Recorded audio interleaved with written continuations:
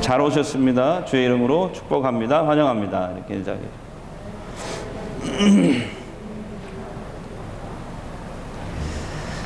코로나 이후에 그 한국 교회에 대한 그 염려가 제 마음을 짓누릅니다. 최근에 계속되는 이 부끄러운 사건들이 교회와 다 관련된 일로 그렇게 뉴스에 나오거든요.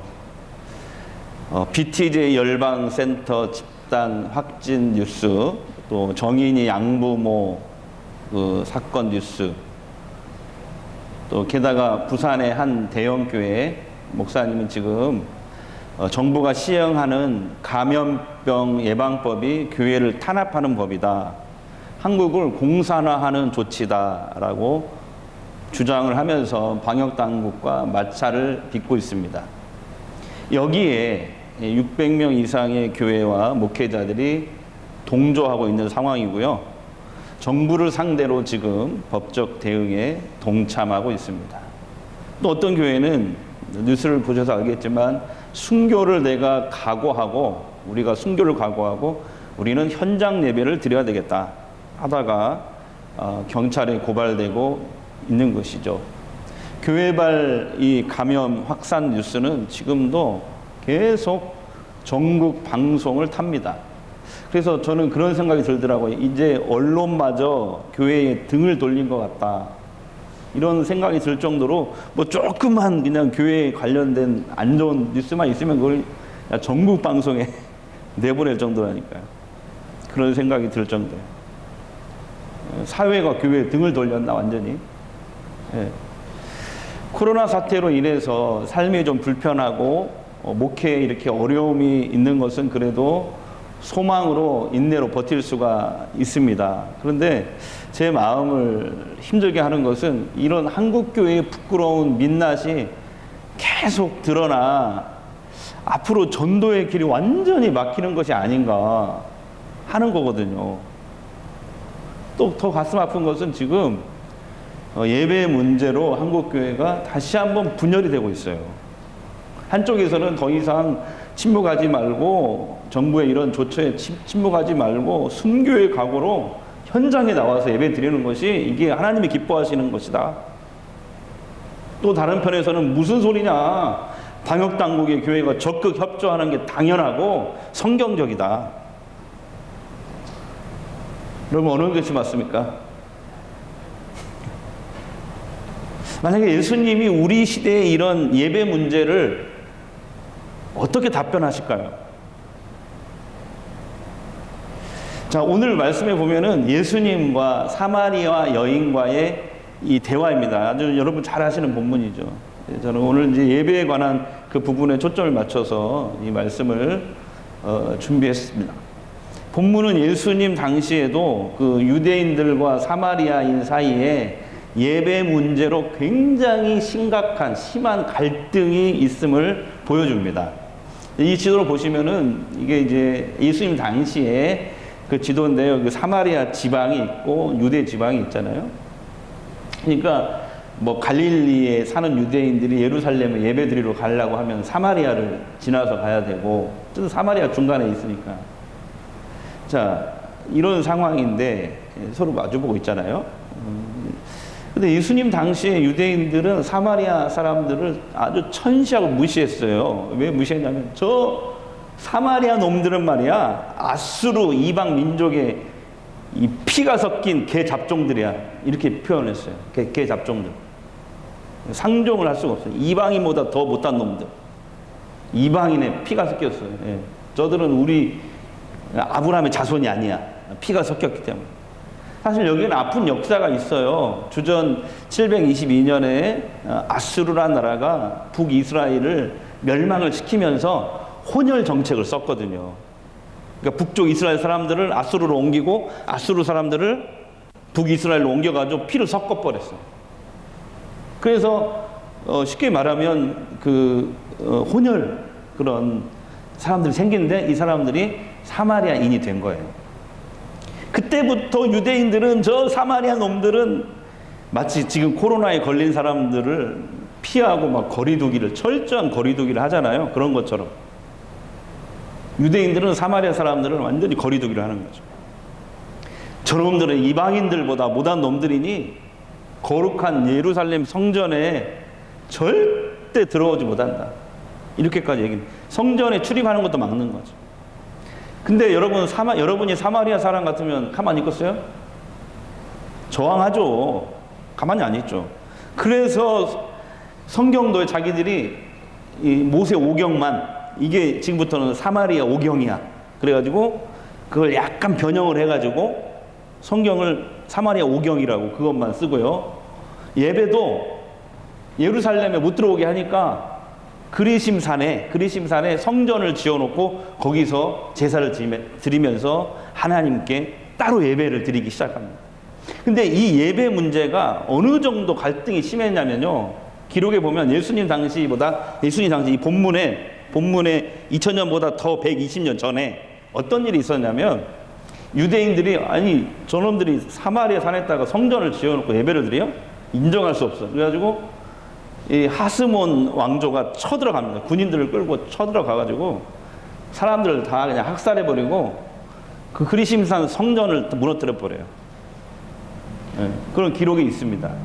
근데 성전이 무너졌지만 사마리아 사람들은 예수님 당시까지 계속 그 산에 가서, 그리심산에 가서 예배를 드리는 거예요. 그리고 또 이런 기록이 있어요. 요세푸스라는 그 역사 그 자료에 이런 내용이 있는데, 유대인들이 사마리아 동네를 지나갔는데 살해당한 거예요. 그러니까 서로 얼마나 갈등이 심한지 알겠죠. 그러니까 이런 여러 가지 갈등 때문에, 대표적인 예배 갈등이고요. 이런 여러 가지 갈등 때문에 유대인들은 사마리아 지역을 아예 들어가지 않습니다. 사막으로 이렇게 우회해서 가면 갔지, 예루살렘에서 갈릴리를 가더라도, 갈릴리에서 예루살렘 오더라도 유대인들은 돌아가. 사마리아 지역으로 안 가요. 근데 오늘 말씀해 보니까 예수님은 이 사마리아 수가라는 동네에 일부러 들어가십니다. 예수님은 유대인이신데 들어가시는 거예요. 이 사진을 보십시오. 이 사마리아 이 수가라는 동네에는, 저도 이곳에 가봤는데 그 유명한 야곱의 우물이 있어요. 가보니까 지금은 이제 2000년 흘러가지고 이게 이 지하에 있더라고요. 막 땅이 막 퇴적돼가지고 2000년 동안 이 우물이 쫙 밑에 있더라고요. 가지고 수도원으로 이렇게 계단 내려가지고 가면 이 야곱의 우물이 있는데 2000년이 지나서 지금도 물을 기를 수가 있어요. 그래서 저도 두레박으로 길러가지고 이렇게 마셨는데, 와, 시원합니다. 진짜 속이 더 시원해요. 너무 좋아요. 이 야곱의 우물. 자, 이곳에서 지금 예수님과 사마리아 여인이 대화를 하는데요. 이 여인은 지금 사람들의 눈을 피해서, 햇빛이 정말 쨍쨍 내리는, 아무도 안 나오거든요. 그때 그 정오에 물 뚫어 나온 거예요. 혼자서. 왜냐하면 동네 사람들이 이 여자를 싫어하거든. 왕따를 시키거든. 죄인 취급하거든. 그러니까 사람들이 물 뚫어 안 나오는 정오에 햇빛이 막 쨍하게 내리는 시간에 이 야곱의 우물에 나온 거예요. 이 외로운 여인에게 그때 누가 다가오셔요? 예수님이 딱 다가오셔요. 그래서 당시에 금기를 깨는 거예요. 그 말씀하신 내게 물을 주시오. 그러면서 대화를 하는 거예요. 당시에 금기를 깨는 거죠. 사마리아 사람이죠. 거기다가 죄인인 여자죠. 근데 유대인 남자가 대화를 한다. 물을 달라고 한다. 예수님이 어떤 분인지 아시겠죠? 예수님은 이 여인을 만나기 위해 이 동네 일부러 오신 거예요. 여러분 믿으십니까? 또 사마리아, 그 다음에 기록에 보면 또 사마리아 사람들을 만나고 그 사람들과 대화하고 복음을 전하고 그 사람들을 구원하기 위해서 일부러 이곳에 들르신 거예요. 주님은 이렇게 한 영혼 한 영혼을 정말 귀하게 여기시는 분이세요. 우리가 이 주님의 마음을 닮아야 할 줄로 믿습니다. 우리 그런 교회가 되기를 바랍니다. 예.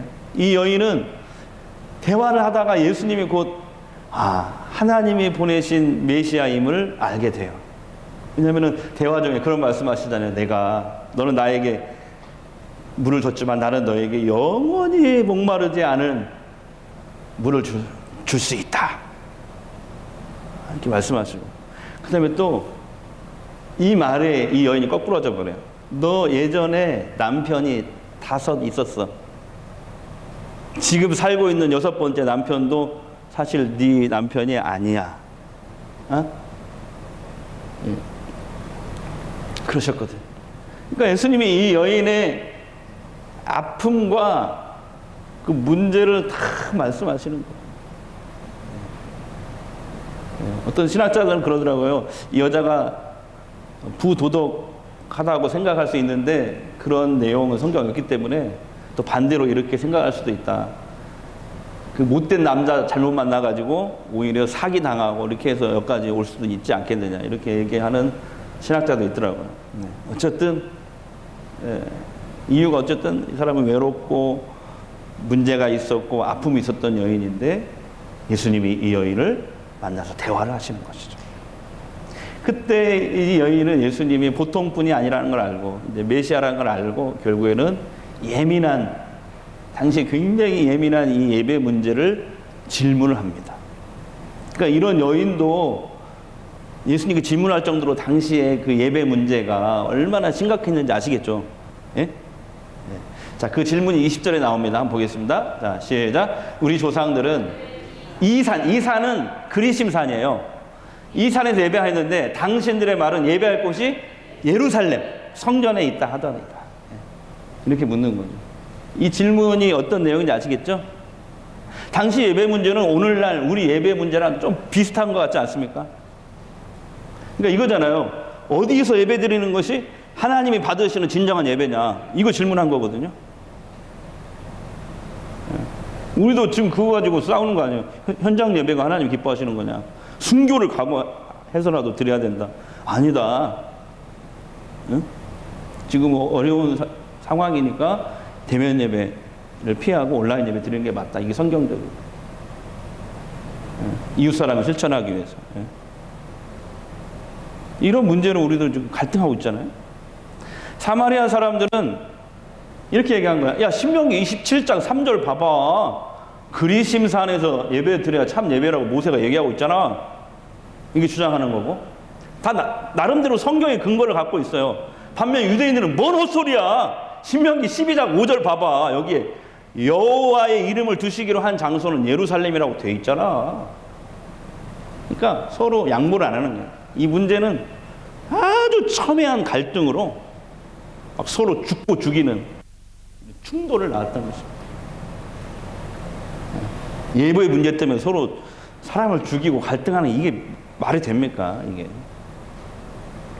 현재 정부의 방역 정책을 비판하면서 그 현장 예배를 막 강행하려고 하는 일부 교회들 있잖아요. 전체 교회 한 20% 정도 된다고 그래요. 거의 동조하는. 80%는 그래도 저희도 마찬가지지만 따르고 있죠. 근데 그 교회들은 왜 이렇게 강행을 하려고 할까? 제가 지난 한 주간에 그분 대표적인 분들의 설교를 온라인으로 좀 들어봤어요.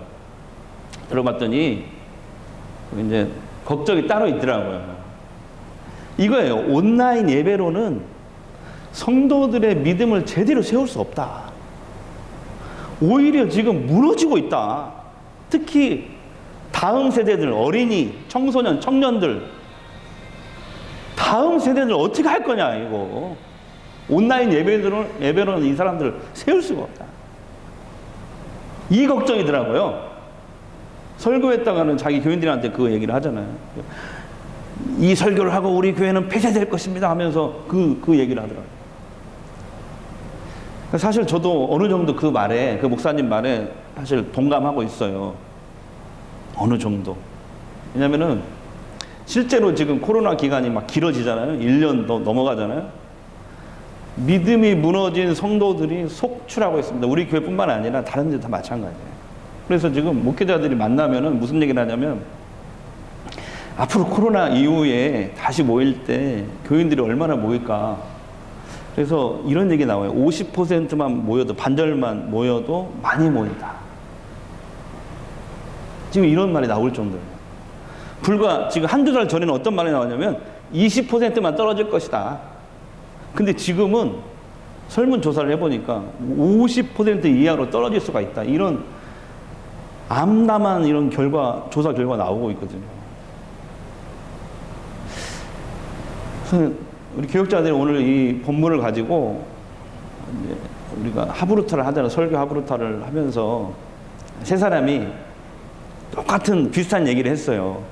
지금 혹시 하나님께서 한국 교회를 이렇게 탈탈 털고 계시는 게 아닌지 심히 두렵다. 이 그림 보시면 농부가 이게 당시 이스라엘의 그 농부가 이렇게 알곡을 얻기 위해서 키질하는 거거든요. 계속 막 탈탈탈탈 막 터는 거죠. 그러면 어떻게 됩니까? 무거운 알곡은 키에 가라앉고 떨어지고 가벼운 껍데기도 쭉쟁이는 다 바람에 날아가는 거예요. 이렇게. 결국엔 뭐만 남아요? 그 키에는 적지만 알곡만 남는 거예요. 알곡만. 그러니까 하나님께서 지난 1년 동안 이 코로나를 허락하셔서 이 코로나를 잠재울 수 있는 분은 하나님밖에 없는 줄 믿습니다, 여러분. 믿으시죠? 예. 근데 하나님 어쨌든 허락하신 거잖아요. 그래서 한국 교회를 이렇게 터는 것이 아닌가. 그래서 하나님은 지금도 막 계속 키질하고 있는 것 같아요. 왜냐하면 오늘 아침에 설교하기 전에 뉴스를 보니까 변이 바이러스가 1차, 2차, 3차까지 나왔대요. 그래가지고 그 앵커가 나 그 말 듣고 너무 절망이 오더라. 올해도 어쩌면 힘들 수가 있다. 오늘 아침에 뉴스더라고요. 코로나 바이러스에 대항해서 백신을 만들어 놨는데 이게 변형이 된 거예요. 1차, 2차, 3차로. 그게 우리나라도 지금 들어왔다는 거예요. 지금. 근데 긴장하고 있잖아요. 일본은 막 활개를 찌고 있고, 영국이나 일본. 그래서 그런 생각이 들더라고요. 아니, 하나님께서 아직도 더 터질 것이 남았나? 진짜 완전히 알곡만 남을 때까지 터지려고 그러나? 혹시 만약에 하나님이 지금 한국교회를 이렇게 털고 계신다면, 알곡만 남을 때까지 막 털고 계신다면, 정말 우리는 끝까지 하나님의 이 키 안에 알곡으로 남을 수 있게 되기를 부탁드립니다. 계속 여기 남아요. 날아가면 안 되잖아. 그러기 위해서 나는 어떠한 상황에서도 내가 혼자 되더라도 주님만 보고 끝까지 하나님 앞에 혼자서라도 예배 드릴 수 있어야 되거든요. 그렇죠? 그것이 현장 예배든 온라인 예배든 어떤 경우라도, 지하에 들어가도 카타콤에 들어가도 지상에 나와도 궁궐에서 예배 드려도 초가집에서 예배 드려도 상관없이 어디서든지 하나님 앞에 온전히 나를 올려드릴 수 있는지 하나님이 그거 보시는 거 아니겠어요? 계속 이러면서. 근데 참 더 두려운 말씀이 나오더라고요. 결국 왜 이걸 터시냐 하나님이. 이것 때문에 그래요. 마태복음 3장 12절에 보면은 이 말씀을 보세요. 하나님 막 터셔가지고 알곡은 어디에 놓고? 이 곡간은 천국을 얘기하는 거예요. 쭉정이는 어디에 던져요? 불에 던지는데 불이 뭐예요? 지옥이에요, 지옥. 그러니까 결론적으로 알곡만 구원을 받는다는 말씀이잖아요. 저는 이 말씀이 너무 무서운 거예요, 지금. 두려운 거예요, 말씀이. 예수님은 당시 예민한 예배 문제에 대해서 이렇게 답변을 하십니다. 첫 번째, 먼저 하나님이 받으시는 진정한 예배는 어디서 예배를 드리느냐, 어떤 장소나 형식의 문제가 아니라는 거예요. 네. 자, 보세요. 이 말씀 21절 보세요. 시작. 예수께서 이르시되 여자여 내 말을 믿으라. 이 산 그리심산이거든요.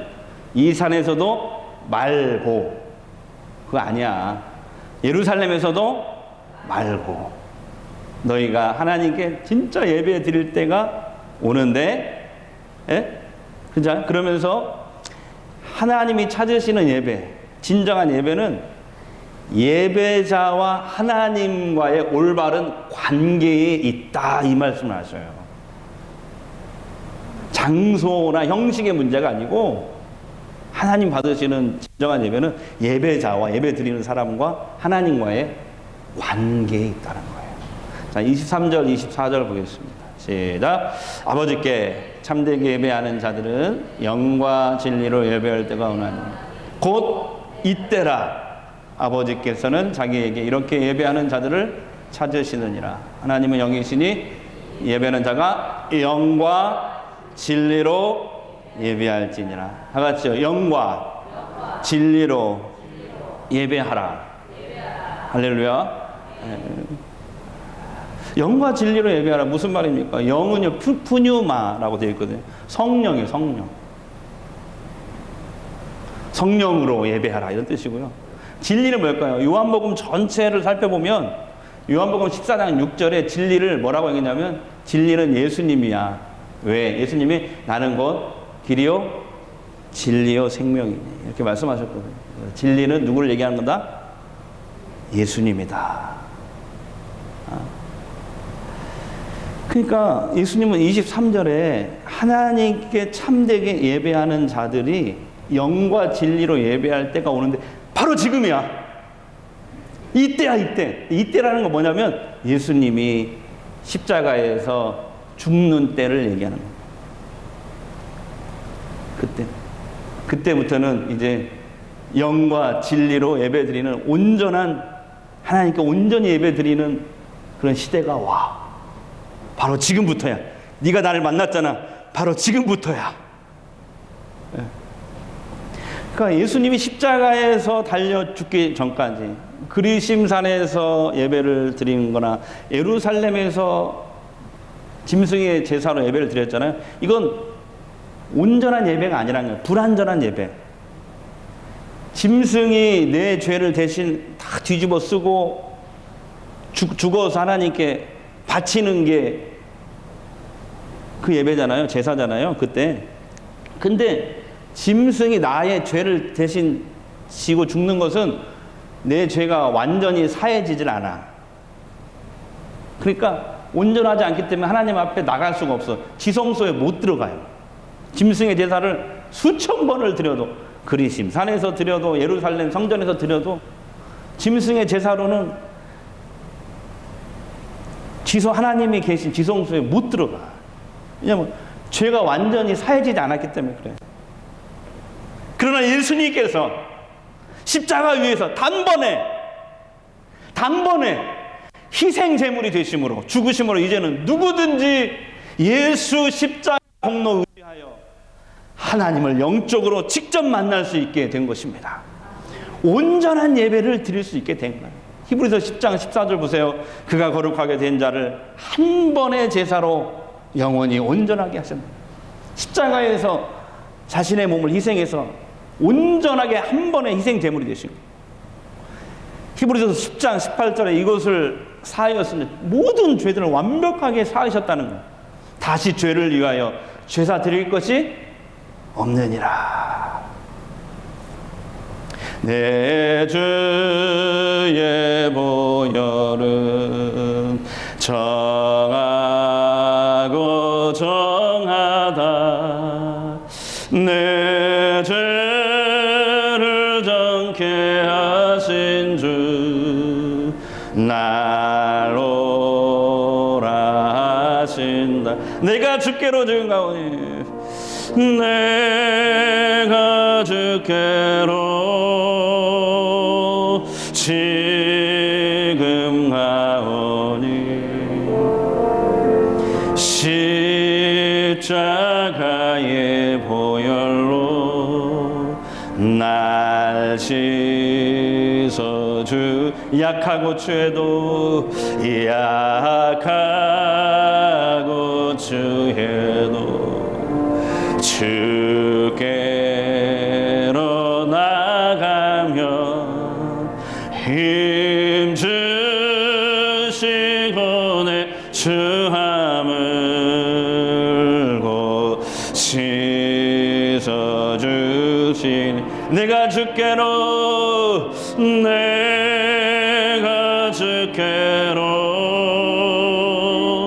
지금 왔어요. 십자가의 보혈로, 십자가의 보혈로 날 씻어주소. 십자가의 보혈로 날 씻어주소.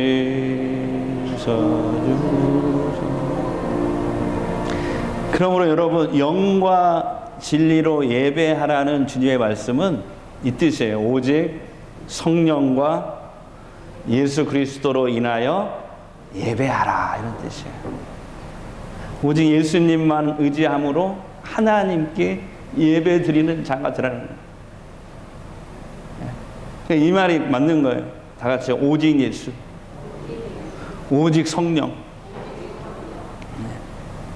그러니까 예배 드릴 때 내 의지나 나의 태도나 나의 어떤 공로, 나의 노력, 내가 준비한 모든 어떤 거, 예배의 환경, 전통, 형식, 장소, 이런 거 의지하는 예배가 아니라 영과 진리로 예배 드린다는 것은 오직 예수님만 나의 구주가 되십니다. 오직 예수님만 나의 구주가 되십니다. 이렇게 고백하고 예배 드리는 것이죠. 예수님이 없이는 내가 이 자리에 나올 수가 없었습니다. 이렇게 고백하며 드리는 예배. 예수 그리스도가 예배의 이유입니다. 그가 바로 하나님이 찾으시는 참된 예배자입니다. 성령이여, 성령님이 나를 이번 한 주간도 이끌어 주시지 아니하십니다. 나를 다스려 주시지 아니하십니다. 나는 아무것도 할 수가 없습니다. 주님, 성령 충만케 하시옵소서. 이렇게 예배 드리는 사람. 다른 거 다 가지고 나오는 게 아니고 다 오직 예수. 그거 하나 붙들고 나오는 사람. 그거예요. 정말 은혜가 되지 않습니까? 주님이 무슨 헌금을 요구한 것도 아니고 그잖아요. 그것은 은혜에 감사해서 하는 행위고.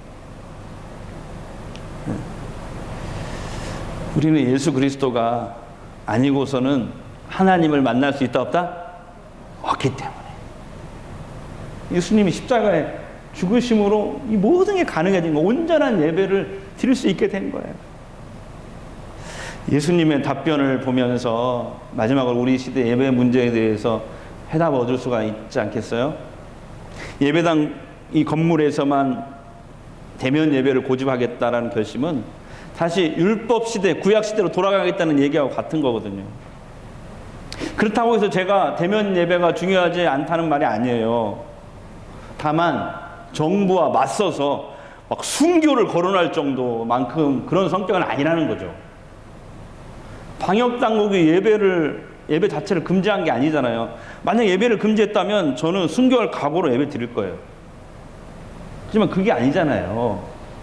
코로나19 확산을 막기 위해서 임시적으로 조처를 한 거거든요. 이것을 따르는 것은 성도들의 생명을 보호하는 일이고 이웃사랑을 실천하는 일이에요.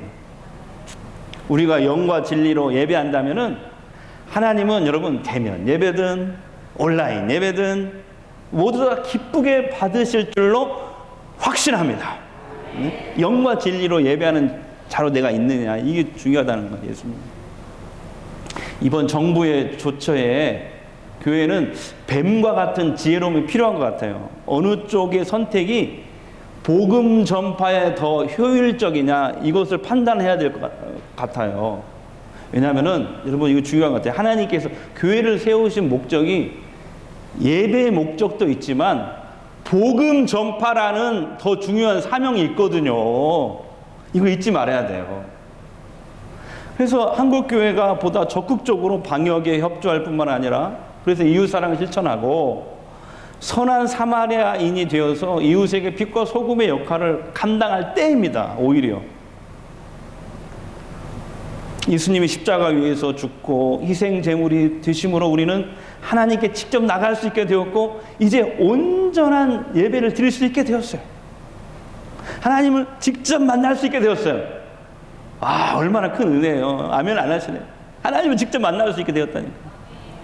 예수님 오신 이후에 예배는 이제 모든 형식과 장소를 초월합니다. 이제 영과 진리로 예배를 드리는 시대예요.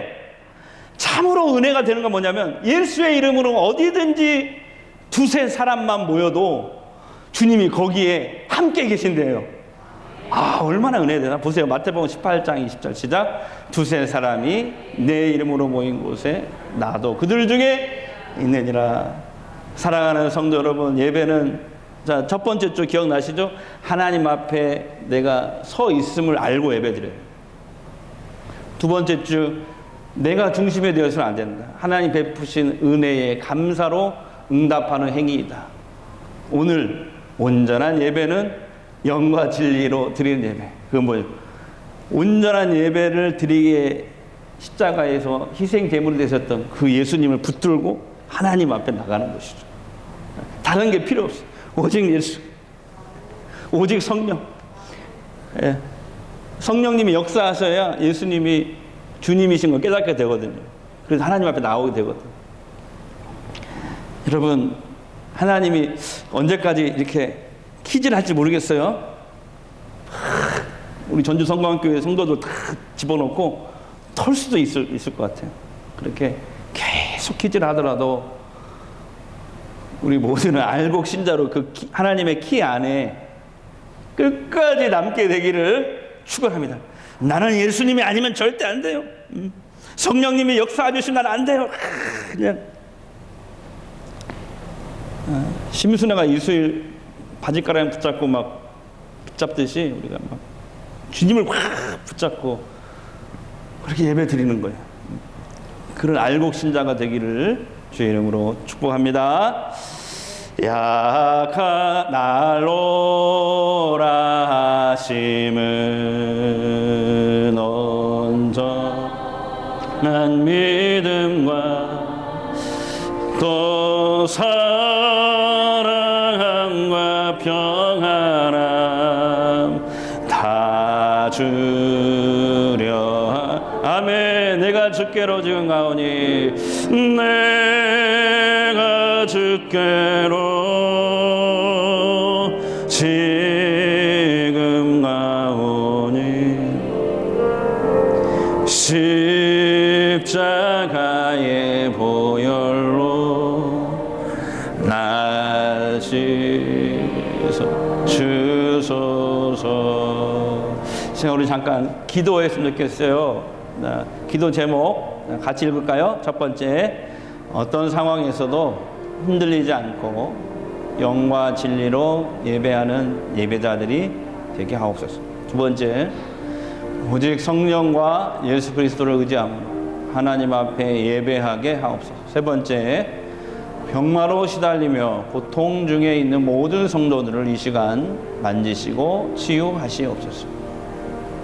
잠깐 이렇게 특별히 세 번째 기도 제목 생각나시는 분들 있죠? 그분들 하나님 이 시간 치유하시도록 만지시도록 힘주시도록 한번 잠시 기도하겠습니다. 우리 아버지 하나님 감사합니다.